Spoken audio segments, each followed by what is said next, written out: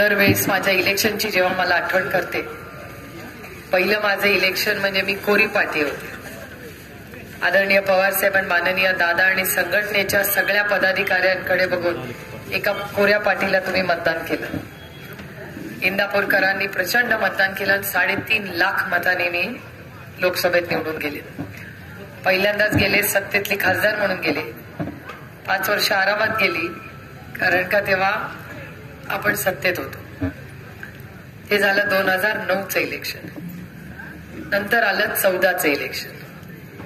14च्या election मध्ये मला एक कॉन्फिडन्स होता की आता 3.5 लाखांनी निवडून आलं म्हणजे यावेळेस काय अडचण येणार नाही. पण त्यावेळेस माहोल वेगळा होता. राष्ट्रवादी काँग्रेसच्या सरकारच्या विरोधात देशात माहोल होता.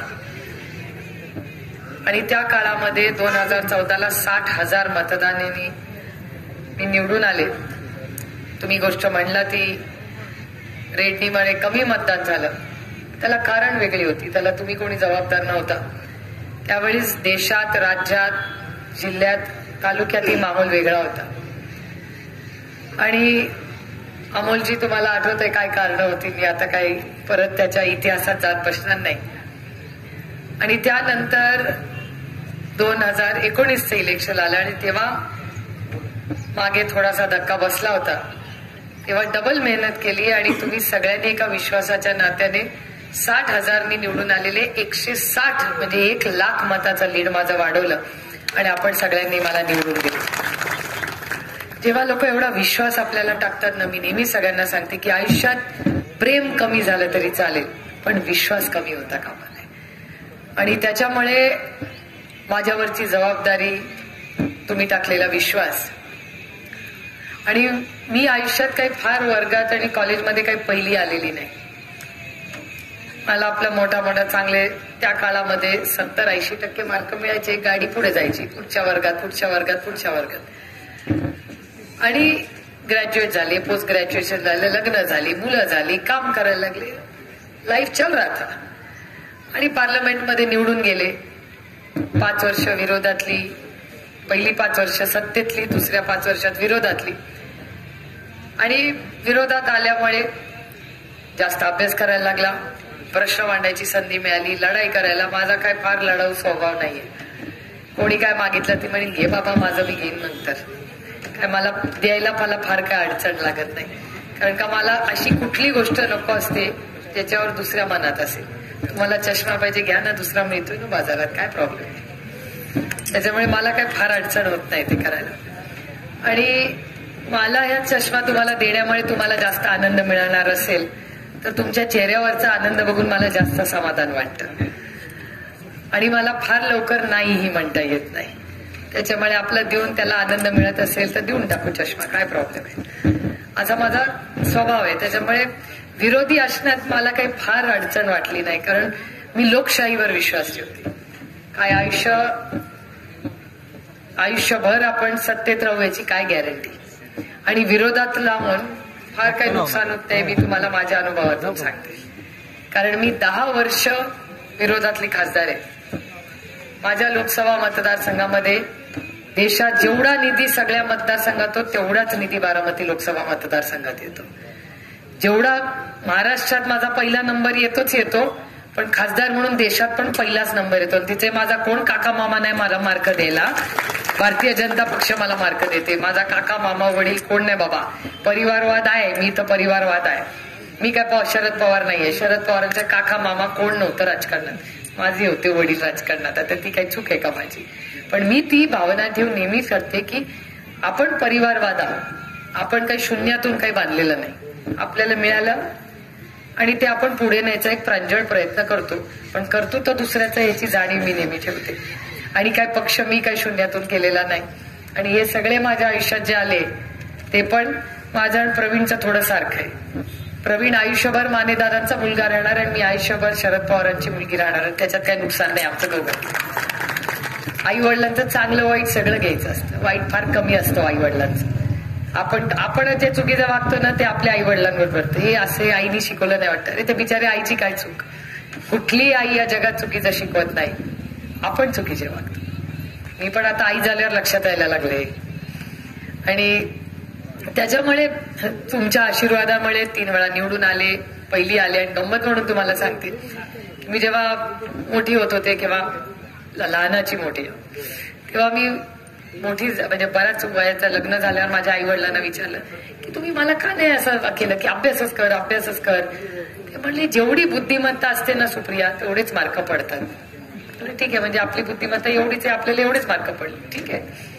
आणि पार्लमेंटमध्ये जेव्हा माझा पहिला नंबर आला, माझ्या आई वडिलांना सांगितलं माझा नंबर, मी आधी कधीच पहिली आले नव्हते, त्याच्यामुळे 2-4 वेळा चेक केलं, नक्की आपलंच आहे ना, नक्की आपलंच आहे. आणि बघितल्यावर म्हटलं हो आपलंच आहे बाई नाव, सुप्रिया सदानंद सुळे बारामती, आपलंच आहे नाव, दुसऱ्याचं तर नाही. मी घरी गेल्यावर सांगितलं हो माझा नंबर पहिला आला पार्लमेंटमध्ये. तर माझे वडील म्हणले मुलगी कोणाची आहे? अच्छा, मला विचार कळेना. एकीकडे तुम्ही मला सांगायचं की बुद्धिमत्ता जेवढी असते तेवढीच मार्क पडणार, पहिला आला की म्हणता की मुलगी कोणाची आहे, म्हणजे नक्की काय मी हुशार आहे का नाही? आता ठीक आहे, आता त्याच्यावर पण ते म्हणतात तुला जे वाटेल ते समज, ठीक आहे, हुशार नाही, पण तुमच्या आशीर्वादाने एक संधी मला दिल्लीला जायची मिळाली. मी निष्ठेने काम करते, नंबर पहिला आला, हे माझं भाग्य. आणि तुम्ही संधी दिल्यामुळे मला आवडेल ते मी काम केलं म्हणून मी पहिली आले. त्याच्यामुळे मी नेहमी शाळा कॉलेजमध्ये जाते तेव्हा म्हणते की तुम्हाला मनाला आवडेल ते काम जेव्हा तुम्ही करता तेव्हा तुमचा नंबर पुढे जातो. त्याच्यामुळे केंद्र सरकारमध्ये काम करत असताना आपल्या मतदारसंघात 3-4 महत्वाच्या गोष्टी झाल्या. एक तर तुम्ही संधी दिल्यामुळे माझा नंबर देशात पहिला आहे. तर दुसरं, देशामध्ये ज्या ज्या स्कीम केंद्र आणि महाराष्ट्र सरकारच्या आहेत त्या उत्तम पद्धतीने आपल्या मतदारसंघात मी विरोधात असले तरी राबवल्या जातात आणि त्याचं श्रेय मला जात नाही, व्यासपीठावरील सगळ्या पदाधिकाऱ्यांना जातं. कारण का हे मी स्कीम आणते पण तुमच्यापर्यंत न्यायचं काम हे सगळे करतात. त्यामुळे त्यांचे मी मनापासून आभार मानते की या सगळ्यांची ती मेहनत आहे. तिसरी महत्वाची गोष्ट की आपल्या सगळ्यांचा जनसर राष्ट्रवादी काँग्रेस पक्ष हा पक्ष तळागाळातला पक्ष. रोज हे इलेक्शन असू दे किंवा नसू दे हे माझ्याबद्दल बोलत होते, आता मी त्यांच्याबद्दल बोलते. मी रोज म्हणजे नवऱ्यांनी आणि मुलांना तर मी सांगितलंच आहे की आता ऑक्टोबर पर्यंत जरा आई आणि बायकोला जरा तिकडेच राहू द्या. म्हणले ऑक्टोबर पर्यंत काय?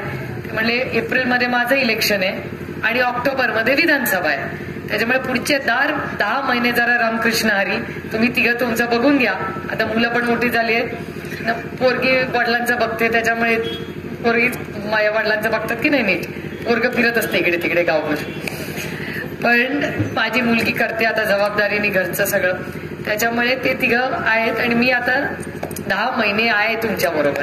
आणि मी तर परवा त्यांना सांगितलं की बाबा मी तर मतदान होईस्तवर मुंबईला गाडी आणतच नाही. आता तुम्हाला आई बायको पाहिजे तर पुण्याला नाही तर इंदापूर तर बारामतीला यायचं. कारण पुढचे काही दिवस आपल्याला सगळ्यांना ज्या काही घटना झाल्या त्या लोकांपर्यंत पोहोचवण्यासाठी आपल्याला सगळ्यांना आपल्या शेजारचे मतदारसंघात सगळ्याच मतदारसंघात फिरावं लागणार आहे.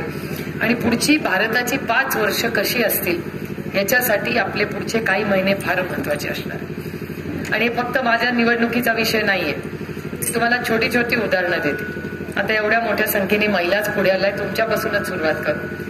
पुण्यामध्ये मेट्रोकरचं काम चाललंय, बघितलं का? सगळ्यांना माहितीये पुण्यामध्ये मोठं मेट्रोचं काम चाललंय. हजारो कोटी रुपये त्या मेट्रोला द्याले, हजारो कोटी रुपये. 1,000 नाही, 3, 4, 5 हजार कोटी. आता त्यात शून्य किती मला माहिती नाही बाई, कारण का मी इथे कोण बँकेतलं नाही. आपलं बर्डे मामांना बँकेचं माहिती असायचं, आपल्याला काय माहिती नाही. मला 1 कोटीत किती शून्य माहिती नाही, तर 1000 कोटीत किती सांगणार? त्याच्यामुळे मला काय माहिती नसतं कोटी रुपयात किती शून्य आहेत. 7 भीत म्हणतात. ज्याची गाडीची वेळ झाली त्या घरी जा, स्वयंपाक करायचंय घरी जाऊन. ही आमची महिलांची खासियत आहे. दिवसभर काम पण करतात, घरी स्वयंपाक पण करतात आणि परत दुसऱ्या दिवशी कामाला येतात. हे खरंच एकदम छान काम तुम्ही सगळ्या महिला करतात.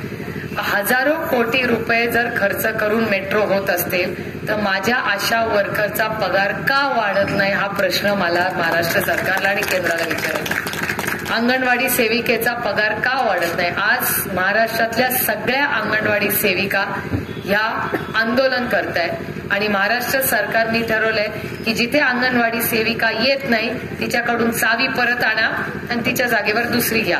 हे बरोबर आहे का मला सांगा? त्या बिचाऱ्या सगळ्या एकल महिला आहेत, तिचा नवरा नाहीये, म्हणून तिच्यासाठी योजना केली आणि त्या एकल महिलेला जर तुम्ही घरी पाठवणार असेल आणि ती काय मागतेय, ती फक्त पगार वाढ वाढते. महागाई आहे की नाही, बेरोजगारी आहे की नाही, मुलांची फी वाढली की नाही, तुम्ही सांगा. तुम्ही सगळे फिरता, पेट्रोल वाढलं का नाही, डिझेल वाढलं का नाही, डीजेची गाडीचा भाव वाढला की नाही, लग्नाचा खर्च वाढला का नाही, मग काय स्वस्त झालंय सांगा ना मला. काही स्वस्त झालेलं नाही. मग अशा वेळी जर आमची आशा वर्कर आणि अंगणवाडी पगार वाढवत असेल तर मी सत्तेत असते ना तर मेट्रोला सांगितलं असतं तुझे 1000 कोटी राहू दे, पुढच्या वर्षी मेट्रो, पहिला यांची पगार वाढ करा नंतर मेट्रो. हे ह्या सरकारने करायला पाहिजे. तुम्हाला मेट्रो पाहिजे का एसटी पाहिजे, विचार करून सांगा. मेट्रो किती लोकांना, थोड्याच लोकांना चालणार. माझा मेट्रोला विरोध नाही, विकास हा झालाच पाहिजे. पण तुम्ही मला सांगा, भाकरी भाजी का मोदक? मेट्रो म्हणजे मोदक आणि भाकरी भाजी म्हणजे एसटीची बस. खरंय का नाही मला सांगा. माझं भाषण चुकत असेल तर मी चर्चेला बसायला तयार. महागाई, बेरोजगारी, गरिबी, सारखं म्हणतात की हो गरीब लोकांचं आमचं सरकार आहे. काय आम्हाला तर काही दिसत नाही हो गरीब लोकांच्या आयुष्यात मोठा बदल झालेला. पुन्हा मला एक सांगा, 10 वर्ष झाली यांचं सरकार आहे. इंदापूरमध्ये कुठले मोठे बदल त्यांच्यामुळे आपल्या आयुष्यात झाले हो? एक मोठा तो रस्ता झाला मान्य आहे, तो गडकरी साहेबांनी केला मान्य. चांगल्याला चांगलं, मग अशी अध्यक्ष म्हणत होते चांगल्याला चांगलं म्हणलं पाहिजे. मी चांगल्याला चांगलं म्हणलं पाहिजे. पण तो एक रस्ता सोडून कुठले मोठे बदल त्यांनी त्यांच्यामुळे आपल्यात झाले? कुठले सांगा ना मला. हॉस्पिटल आपल्या काळात झाली आणि मी काँग्रेस म्हणेन, कारण का काँग्रेस आणि राष्ट्रवादीच्याच काळात शाळा. आता रेडमीचा हिशोब घेऊया. ईपीएचसी कधी झाली हो? राष्ट्रवादी काँग्रेसच्या काळात. या गावात शाळा आहे का? रयत शिक्षण ती कधी झाली? साहेबांनी सुरू केली. वीज कधी आली हो तुमच्या गावात? कधी आली? 20 वर्षापूर्वी आली. 10, 15, 20 वर्षापूर्वी कोणाचं सरकार होतं? काँग्रेस राष्ट्रवादीचं. हा रस्ता कधी झाला? त्याच काळात झाला. आशा वर्करची स्कीम कधी आली? काँग्रेसच्याच काळात झाली. हा माईक कधी आला? काँग्रेसच्याच काळात आला. मोबाईल कधी आला हो? काँग्रेसच्याच काळात आला. म्हणजे घर काँग्रेसच्या काळातला, रस्ता काँग्रेसच्या काळातला, पाणी काँग्रेसच्या काळातलं, रस्ता, बिजली, नौकरी, अरे सब कुछ काँग्रेस का किया. तो तुमने क्या किया 10 साल में? 10 वर्षात सांगा ना काय केलं मोठा बदल. मी सांगते तुम्हाला काय बदल केला. महागाई वाढली, कांद्याचा भाव पाडला, सरकारचं इथेनॉल. आता सगळे इथेनॉल बद्दल बोलतात. साखर कारखानदारी समजत असेल, सगळे आई इथे जवळच आहे कारखाना. इथेनॉलचा प्लांट 25 वर्षापूर्वी काढलेले काँग्रेस राष्ट्रवादीने. ते बंद करायचं पाप कोणी केलं? या भारतीय जनता पक्षाने. माझी वैयक्तिक भारतीय जनता पक्षाशी काहीही लढाई नाही. माझी त्यांच्याशी वैचारिक लढाई आहे. ते महिलांच्या विरोधात आहेत, हा माझा त्यांच्यावर आरोप आहे. त्यांना महिला पुढे नको असतात. त्या नावाला महिलांना काहीतरी देतात पद, पण निर्णय प्रक्रियेत महिलांना घेत नाही. त्यांना एवढं जर महिलांचं प्रेम असतं तर आशा वर्कर आणि अंगणवाडी सेविकेला दुप्पट पगार त्यांनी का नाही दिला, याचा प्रश्नाचं उत्तर तुम्ही मला द्या. त्या आंदोलना बसल्या का नाही? त्या आंदोलनाला कोणी मंत्री गेला? कांद्याचा भाव पाडला की नाही त्यांनी? रडतोय की नाही कांद्याचा शेतकरी? मग त्याला का नाही हमी भाव मिळत? दुधाला भाव मिळतोय, कांद्याला भाव मिळतोय, सोयाबीनला भाव मिळतोय, कपासाला मिळतोय का साखरे कशाला भाव मिळतोय मला सांगा ना. फिर क्या पाया तुम्ही मगाशी प्रवीण दादा आरक्षणाबद्दल बोलले. मगाच्या एका गावात पण मी झरांगे पाटलांचा बोर्ड पाहिला. मला सांगा, मराठा, धनगर, लिंगायत आणि मुस्लिम समाजाचं आरक्षण आम्ही देऊ सांगितलं होतं की नाही? मला आठवतंय माझं इलेक्शन होतं 2014 सालचं.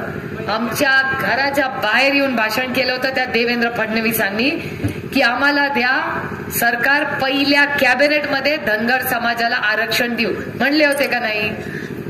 किती वर्ष झाली त्याला? 10 वर्ष झाली. मी चॅलेंज करते भारतीय जनता पक्षाला, सगळ्यात जास्ती धनगर आरक्षणाबद्दल या संसदेत कोण बोललं असेल तर त्या व्यक्तीचं नाव सुप्रिया सुळे. तुम्ही चेक करून सांगा. मी कुठल्याही भारतीय जनता पक्षाच्या माणसावरच आहे, कारण का माझं खरंच मत आहे. धनगर समाजाला आरक्षण हवं असेल तर चर्चेला बसूया, मार्ग काढूया. आम्ही फसवलं नाही कधी तुम्हाला, कधीच नाही. महाराष्ट्रात एक बोलायचं आणि दिल्लीत एक बोलायचं. महाराष्ट्रात म्हणायचं हो धनगरांना आरक्षण द्यायचं, दिल्लीत मी स्वतः भाषण केलंय की धनगर समाजाला आरक्षण मिळालंच पाहिजे. मराठा, धनगर, लिंगायत आणि मुस्लिम समाजाला आरक्षण द्या. भारतीय जनता पक्ष समोरून काय म्हणतं? धनगर समाजाला आमच्यातून आरक्षण देऊ नका. हे मी म्हणत नाहीये, भारतीय जनता पक्षाचा खासदार म्हणतोय, ज्याचं ऑन रेकॉर्ड आहे. मी त्यांच्यासारखं खोटं बोलत नाही. मी कुणावरही खोटे आरोप करत नाही. माझा स्वभावच नाही. मग एक तर मी घरात मला सांगायला खूप आहे, त्याच्यामुळे दुसऱ्याच्या घरात डोकवत नाही. पण खोटे आरोप आमच्यावर केले तर उत्तर द्यायची ताकद माझ्यामध्ये आहे. कारण का मी अभ्यास करून बोलते आणि मी खोटं बोलत नाही. कारण का मी खोटं असलं राजकारण कधी केलंच नाही आणि सुडाचं राजकारण कधी करणारही नाही. कारण का ह्याच्यासाठी मी आलेच नाही. काय घरात वेळ जात नव्हतं का? शिकली सवरलेली होते. मोठी नोकरी केली असती. मी कधी कधी विचार करते, हिंचवडी बघितलंय का कधी कोणी? कधी कधी विचार करते, जर मी तिथे नोकरी धरली असती, आतापर्यंत सीईओ झाले असते, सोमवार ते शुक्रवार काम केलं असतं, शनिवार रविवार झोपले असते, नवऱ्यावर लोणावळ्याला गेले असते. खरं आहे की नाही? तेवढं शिक्षण आहे ना आपल्याला. आणि मेहनत करायला मला काय कमीपणा वाटत नाही. मला मजा येते. दुसरं काय नाहीच आहे गरज. आता 7 दिवस काम करतो, त्याच्यात पण मजा येते. कारण का मी राजकारणात एवढ्यासाठी आले की तुमच्या आयुष्यात एक चांगला बदल घडवण्यासाठी मी आले. आणि काय मक्तेदारी नाही की आलं म्हणजे सत्तेतच असलं पाहिजे. आणि मंत्रीपद खूप बघितलं आमच्या घरामध्ये. तुम्हाला जर वाटत असेल ना की सत्तेत असल्यानं झोप येते जास्त, अजिबात नाही. सत्तेत असू द्या, विरोध द्या, मन शांत असलं पाहिजे आणि साफ असलं पाहिजे. मग कुठेही असलं तरी झोप येते. त्याच्यामुळे खोटं बोल आणि रेटून बोल. धनगर, मराठा, लिंगायत, मुस्लिम समाजाला आरक्षण मिळालं का? नाही मिळालं. आणि महाराष्ट्रात एक बोलतात आणि दिल्लीत एक बोलतात. मला खटकतं काय की इथे एक बोलायचं आणि तिथे एक बोलायचं. भारतीय जनता पक्षाने स्पष्टपणे भूमिका केली पाहिजे की तुम्हाला धनगर समाजाला आरक्षण द्यायचंय का नाही द्यायचंय. फक्त हो किंवा नाही मध्ये उत्तर द्या. मी तर वाटच बघते इलेक्शन लागायची. मला सांगतात हे म्हटलं या तर खेळले तो आहो. आणि माझी भारतीय जनता पक्षाच्या कुठल्याही पदाधिकारीच्या बरोबर सरपंच पासून कोणी मोठा नेता त्याच्याबरोबर तो म्हणेल ती वेळ, ती म्हणेल ती जागा, तिथे चर्चेला बसायला तयार. महागाईवर चर्चा, चल मी करते. बेरोजगारीवर चर्चा, चल मी करते. आरक्षणावर चर्चा, चल मी करते. कांद्याच्या भावावर, चल मी करते. इथेनॉलवर करते. तू म्हणशील तोच विषय काढ. कारण का मला माहिती हो, दिल्लीत बघते ना मी. महाराष्ट्रामधल्या नोकऱ्या, तुमच्या युवकांच्या नोकऱ्या कुठे गेल्या? दुसऱ्या राज्यात गेल्या की नाही? आणि 1-2 नाही, 2.5 लाख नोकऱ्या एका प्रोजेक्ट मधल्या दुसऱ्या राज्यात गेल्या. काय चूक आपली? आपली चूक नाही. इथे आलेला घास आपला काढून दुसऱ्या राज्यात दिला. दुसऱ्या राज्याला दिल्याचं मला दुःख नाही. ठीक आहे, दुसऱ्याचं भलं होत असेल तर आपण, पण आमच्या हक्काचं मेरिटचं घेऊ नका. आमच्याकडे आमच्या महाराष्ट्रात येणार होता की नाही प्रकल्प? असे अनेक प्रकल्प जे आपल्या राज्यात येणार होते ते दुसऱ्या राज्यात गेले. हा माझा प्रॉब्लेम. आणखीन एक गोष्ट तुम्हाला सांगते जी परत भारतीय जनता पक्षाला सांगते की जसा माझा रेकॉर्ड क्लिअर आहे तसं सुप्रिया सुले की सबसे बडी ताकद उसकी ईमानदारी आहे. आणि मी म्हणत नाही, माझा विरोधक पण म्हटलं. काय चिरी मिरी भानगड आपल्याकडे काय नाही बाबा. ना कॉन्ट्रॅक्ट आहे ना माझ्या नवऱ्याचं कुठे कॉन्ट्रॅक्ट. माझा नवरा मतदारसंघात येतच नाही. त्याला पकडून आणायला लागते की हे बाबा असं नाही. माझं काम माझं, त्याचं काम त्याचं. त्याच्यामुळे आपण विचार केला पाहिजे तुम्हाला लोकप्रतिनिधी कसा हवाय, हा निर्णय तुम्हाला घ्यायचा आहे. आणि सत्तेत असू दे किंवा विरोधक, या देशामध्ये या राज्यामध्ये घरामध्ये एक बाजूनी चालतं का घर? विरोधक असलाच पाहिजे की नाही. आणि कशावरनं आम्ही सत्तेत येणार नाही? येऊ पण आम्ही सत्तेत. कोणी बघितलंय? ही दडपशाहीच्या विरोधात मी बोलणार आहे. मी कुणाला घाबरत नाही, कारण का मी चुकीचं काम केलेलं नाही. आणि मी कधी कुणाशी उद्धटपणे बोलत नाही. मी कधी कुणाचा अपमान करत नाही. मी पुन्हा पुन्हा सांगते, माझी लढाई वैचारिक आहे. माझी लढाई कुणाशी वैयक्तिक नाही. माझे सगळ्यांचे संबंध चांगले आहेत, म्हणजे सेटिंग नाही. आपण करतो की नाही सगळ्यांचा मान सन्मान? ही आपली संस्कृती आहे. हे काय संस्कृतीबद्दल मला सांगणार? यांची कसली संस्कृती? घरं फोडतात, पक्ष फोडतात, आधी नावं ठेवतात आणि मग पक्ष फोडतात. यांची कसली संस्कृती? यांची संस्कृती सगळी खोटी आहे. आणि आता मला आनंद आहे, रामाचं मंदिर होतंय, स्वागत आहे. आमच्यावर तर लहानपणापासून सरकार, आम्ही हरी मुख्य म्हणावाले आहोत. रामकृष्ण हरी, रामाचं नाव आपण सकाळपासून घेतो का नाही? आपण रामकृष्ण हरीवाले. पांडुरंगाला जाता की नाही? माझी पूर्ण श्रद्धा माझ्या पांडुरंगावर आहे. माझी अंधश्रद्धा नाही, पण माझी श्रद्धा आहे त्याच्यावर. आणि तुम्ही कुणावर श्रद्धा ठेवायची मी कोण सांगणार? तुम्ही तुम्हाला जे वाटतं ना त्याच्यावर श्रद्धा ठेवा. आईवर ठेवा, वडिलांवर ठेवा, देवावर ठेवा, तुम्हाला डॉक्टरवर ठेवा, कुणावर ज्याला वाटेल त्याच्यावर श्रद्धा ठेवा. पण तो अधिकार मला नाहीये. पण तो अधिकार पण हे काढून घ्यायला लागेल. आणखीन 3 अधिकार त्यांनी आता नवीन केले की तुमचे सगळ्यांचे मोबाईल आहेत ना ते रेकॉर्ड करायचा अधिकार त्यांच्याकडे. म्हणजे जो माणूस सत्तेत असेल, पत्रकारांनो तुम बचके रहो.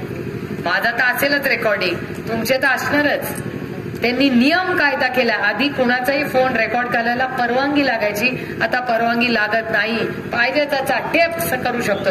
उद्या आपला पण माहेरी बोलते, मी माझ्या बहिणीशी बोलते, काय ग काय जेवलीस, कुठे, मी रेडणीला गेली, तू कशाला रेकॉर्ड करतोय. माझ्या बहिणीशी मी बोलते, तुम्हाला चालेल का रेकॉर्ड केलेला फोन. कोड नंबर देता का नवऱ्याला मोबाईलचा. नाही बघा, तुम्हाला चालेल का. काय रे तुम्ही देता, फोन लॉक आहे की नाही तुमचा, तर द्याल का कोड नंबर मला. नाही म्हणतात. पण ती तुमची प्रायव्हसी आहे, तुम्हाला अधिकार येतो तिथे तुमच्या घरात जायला बघतो. हे सगळे अधिकार तुमच्याकडून काढायची दडपशाही आहे. आम्ही काय मागितलं, कांद्याचा भाव. चला सुप्रिया सुळे पार्लमेंट मधून बाहेर. जर कांद्याचा भाव, दुधाचा भाव आणि हमी भाव मागण्यासाठी मला जर पार्लमेंट मधून काढणार असतील तर अशा सरकार बरोबर मी लढत राहणार. तुम्ही 100 वेळा काढा, मी परत पार्लमेंट मध्ये येऊन तुमच्यासाठी लढत राहील. कारण का ही लढाई वैयक्तिक नाहीच आहे. ही माझी लढाई वैयक्तिक कुणाशीही नाहीये. माझी लढाई वैचारिक आहे आणि त्यांच्या चुकीच्या धोरणांमुळे. उद्या पत्रकारांनी काय लिहायचं हे सरकार ठरवणार. तुम्हीच ठरवणार की पत्रकार पण काय छापणार. आणि इलेक्शन कमिशन सरकार चालवणार. इलेक्शन कमिशन आधी पारदर्शक होतं, आता त्यांनी परत कायदा बदलला. आता इलेक्शन कमिशन पण सरकारच चालवणार. मग विरोधक राहणारच नाही या देशात. म्हणजे विरोध करायचाच नाही. तुम्हाला तुमच्या घरात विरोध होतो की नाही कधीतरी, नवऱ्याला विरोध करता की नाही कधीतरी, मग झाला पाहिजे विरोध का नाही. काही दडपशाही आहे. मग सगळे हो हो हो म्हणायचं. आणि मी एक सांगते, माझ्यावर कैलासवासी यशवंतराव चव्हाणांचे संस्कार आहेत. दिल्ली समोर कभी ना झुका है ना झुकेंगे. आम्ही स्वाभिमानी मराठी माणसं आहोत. जेव्हा जेव्हा हिमालयाला गरज पडली तेव्हा चव्हाण साहेबांसारखा नेता हा सह्याद्री म्हणून दिल्लीला मदतीला गेला. आता तशी परिस्थिती आहे का नाही. पालकमंत्री बदलायचं असेल तरी दिल्लीला जायला लागतं. हे नाही चलेगा. आम्ही भारतीय आहोत, स्वाभिमानी आहोत. तुम्ही मोठे भाऊ आहात दिल्लीवाले, आम्ही लहान राज्याचे आहोत. तुमचा देश आहे, आमचं राज्य आहे. आमचं राज्य छोटं असलं तरी आम्ही स्वाभिमानी आहोत. अहिल्याबाई होळकरांचं बघितलं ना, किती वर्ष ती महिला एकल महिला होती तरी लढली की नाही सगळ्यांची. एकटी म्हणत बसती नाही बिचारी बिचारी. मला परवा कोणतरी म्हणलं, अरे तू बिचारी. मी बिचारी बिचारी नाही, मी लढाऊ आहे. आई वडिलांनी शिक्षण दिलंय, नवऱ्याची साथ आहे, पोरांची साथ आहे, डोकं मेंदू हात पाय सब चलताय. कशाला बिचारी आहे ना. आई वडिलांनी शिक्षण कशासाठी दिलंय. आणि लढायची हौस मला नाही. पण अन्याय झाला तर मी लढणार. कुणाच्याही विरोधात अन्याय झाला. त्याच्यामुळे तुम्ही सगळ्यांनी फार गांभीर्याने हे इलेक्शन घ्या. इलेक्शनच्या वेळेस पुन्हा येईनच भाषण करायला. पण आज देशामध्ये जी परिस्थिती चालली आहे ती गंभीर आहे, चिंताजनक आहे. आता पुढे काय कसं काय होईल इलेक्शन पर्यंत ते बघू. पर लढेंगे और जीतेंगे, डरेंगे नाही. घाबरायचं नाही. कशाला घाबरायचं. आपण आपली बिलं भरतो, ते त्यांची बिलं भरतात. आपण कुणाचे हे आहेत काय निंदे. छोटस असेल पण ते आपलं असेल. कसं आहे, बरोबर आहे की नाही माझं. छोटं असेल, 4 कमी गोष्टी खाऊ पण स्वाभिमानी जगू असे मराठी माणसं आहेत. मी एक स्वाभिमानी मराठी मुलगी आहे. माझ्याकडे 2 ऑप्शन होते. एक सत्ता होती आणि दुसरा संघर्ष होता. संघर्षाच्या बाजूला वडील होते आणि सत्तेच्या बाजूला अमित शहा होते. कोणाची बाजू घ्यायची, वडिलांची का सत्तेची. तुम्ही काय केलं असतं माझ्या जागेवर असता. कोणाची बाजू घेतली असती. वडिलांबरोबर उभं राहिला असता का सत्तेत गेला असता. काय सांगा तुम्ही मला, काय केलं असतं. संघर्ष आणि वडिलांच्या बाजूने. आणि तुम्ही नाही, तुम्ही काय केलं असतं. अरे ज्या जन्मदात्यामुळे आपण आहोत ते कधीच विसरायचं नाही. ज्यांच्यामुळे, आणि आई आणि वडील दोघांची तेवढंच आहे. काय हक्क फक्त वडिलांचा ना, आईचा पण तेवढाच आहे. आणि जे खरं आहे ते खरं कोणीतरी या देशात बोललंच पाहिजे. सगळे जर घाबरायला लागले तर लोकशाही राहणारच नाही. आज तर आमच्यावर घात झालाय तर तुमच्या घरात उद्या घात होईल. त्याच्यामुळे ही सगळी लढाई या असत्य विरुद्ध असत्य. आणि हा संघर्ष माझा हा वैयक्तिक माझ्यासाठी नाही. निवडून आले तर सत्तेत राहील का नाही, विरोधात होईल मला माहिती नाही. पण लढाई मी सोडणार नाही, कारण का माझ्या लोकांची ही लढाई आहे. माझ्या कांद्याच्या शेतकऱ्याच्या डोळ्यातले अश्रू मला बघवत नाही. माझ्या अंगणवाडी सेविकेमध्ये जी अडचण आहे, तुम्हाला जे गरिबीमध्ये त्रास होतोय, तुम्हाला सहन होत नाही. याच्यासाठीच तर मी आले ना. लोकप्रतिनिधी कोण असतो? तुमचा सेवक आहे मी. तुम्ही जे बोलता ना ते मी दिल्लीला जाऊन मांडते. हे का माझं माझं माझं भाषण नाहीये. हे तुम्ही सांगता ते मी दिल्लीत मांडते, म्हणून मला पहिलं बक्षीस मिळतं. मी ऐकते, मी जास्त ऐकते आणि भाषणात तेवढं तिथे जाऊन बोलते. आणि मी उदाहरणं पण माझ्या मतदारसंघातली देते की ह्या महिलेने असं केलं. इथे बरेच ज्येष्ठ नागरिक आहेत, त्यांचा पण प्रॉव्हिडंट फंडचे पैसे नाही दिलेले या केंद्र सरकारने. म्हणजे तुम्हाला तर दिलेच नाही, ज्येष्ठ नागरिकांचे पैसे पण काय कुठे गेले देवालाच ठाऊक. त्यामुळे या सगळ्याचा गांभीर्याने विचार करा. लढाई मोठी आहे आणि लढाई मोठी असले तर येतील. थँक्यू.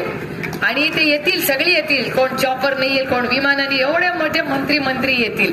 आपण सगळ्यांचं ऐकायचं जनाचं करायचं. याच्यामुळे काही चिंता नाही. इलेक्शन मध्ये मजा करू सगळ्यांना. आणि अतिथी देवो भव, जेवढे पाहुणे येतील त्यांचं स्वागतच केलं पाहिजे. पत्रकार विचारतात, अरे मंत्री आले काय झालं? म्हटलं अहो पाहुणे आहेत. आणि जर बारामती लोकसभा मतदारसंघ हवा आयुष्यात कुठली गोष्ट हवी असते जी सगळ्यात चांगली असते?